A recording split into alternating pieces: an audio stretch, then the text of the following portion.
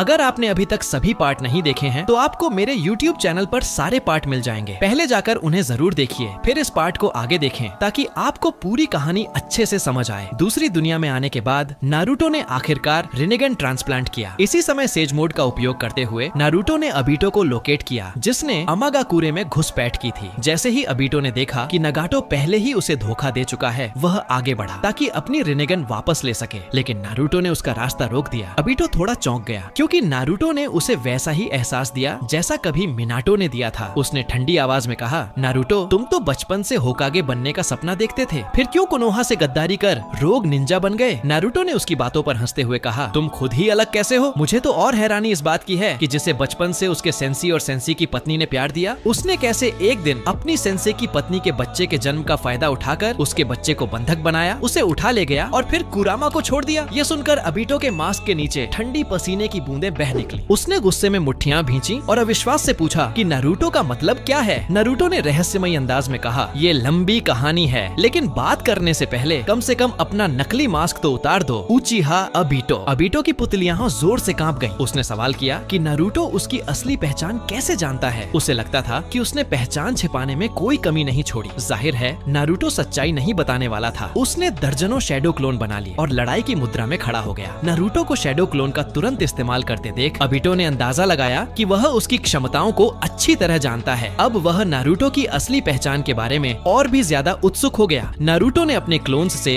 Rasengan हमला करवाया। यह रणनीति दोनों काम करती थी। हिट करने की संभावना बढ़ जाती थी और हमलों के अब्सॉर्ब होने की संभावना घट जाती थी। अबीटो क्लोन्स को बार बार नष्ट करता रहा, लेकिन नारुतो उन्हें तुरंत फिर बना देता। यह तरीका लंबे समय तक नहीं चल सकता था। तब अबीटो ने फैसला किया कि वह एक ही बार में सभी क्लोन्स को मिटा देगा। उसकी दाईं आंख से केनुई विकृति निकली और उसने fire style violent wind dance का प्रयोग किया। नारुतो ने कहा, कितनी पुरानी यादें ताजा कर दी तुमने, और fire style toad oil flame bullet का प्रयोग किया। दोनों की आग की लपटें भयंकर रूप से टकराई। अंत में अपने विशाल चक्रा के कारण नारुतो ने बढ़त हासिल कर ली, लेकिन इसी के साथ उसने अपना असली शरीर भी उजागर कर दिया। अचानक नारुतो के पीछे एक स्पेशल वॉर्टेक्स खुला और अबीटो प्रकट हुआ ताकि उसे अब्सॉर्ब कर सके। लेकिन सेज मोड सेंसरी का उपयोग करते हुए नारुतो ने पीछे की ओर एक बड़ा रसेंगान बनाकर हमला किया। मजबूर होकर अबीटो को अब्सॉर्प्शन छोड़ना पड़ा। वह नारुतो के आर पार होकर निकल गया। इस छोटे से आदान प्रदान से उसे पक्का यकीन हो गया कि नारुतो उसकी क्षमताओं को पूरी तरह जानता है। यह रहस्य उसे और भी उलझा गया। हमेशा सतर्क रहने वाला अबीटो ने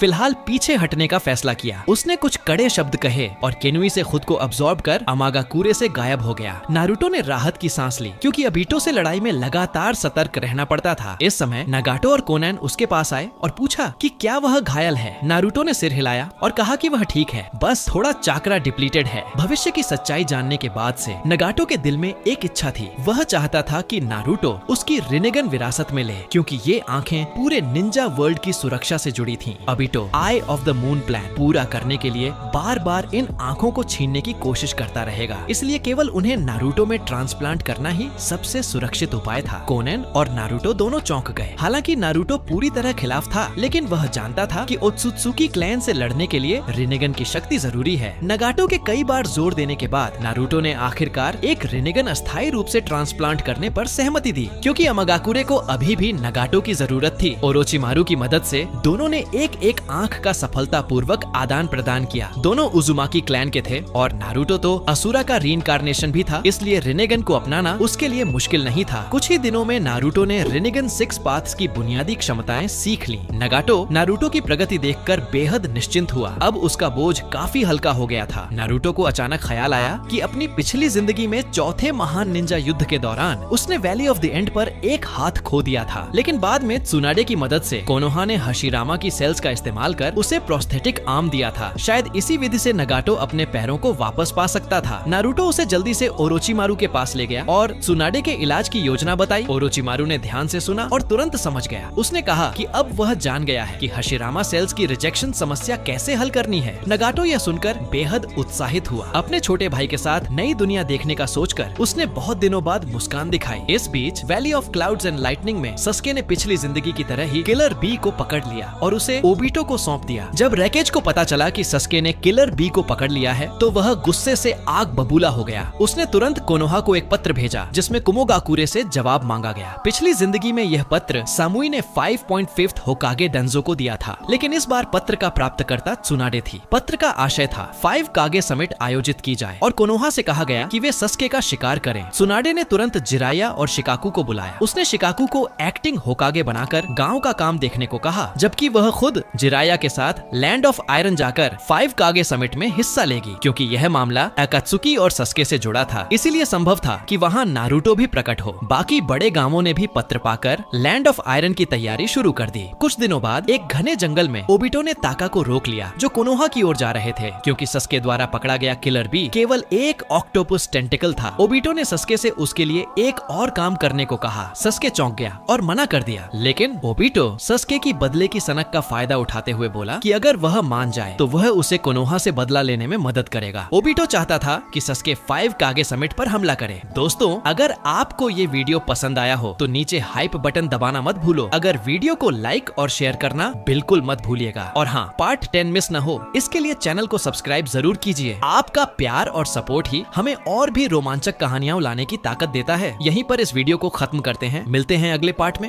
Everybody knows that I'm breaking down. Everybody knows I ain't faking now. Everybody knows my heart's vacant now. Yeah, she hates me now, I made mistakes but now I don't ever wanna be alone. I don't really ever feel at home. On my own, in the zone, that's the only way I know. Feeling low, about to blow back up. Here I won't ever let the doubt creep in. Gotta pop a couple more aspirin. I don't think I'll ever let you in. Easier to break it off best friends. I don't really understand myself. I don't really understand, need help. I don't wanna be left on the shelf. Couldn't even hear me if I yelled. It's so cold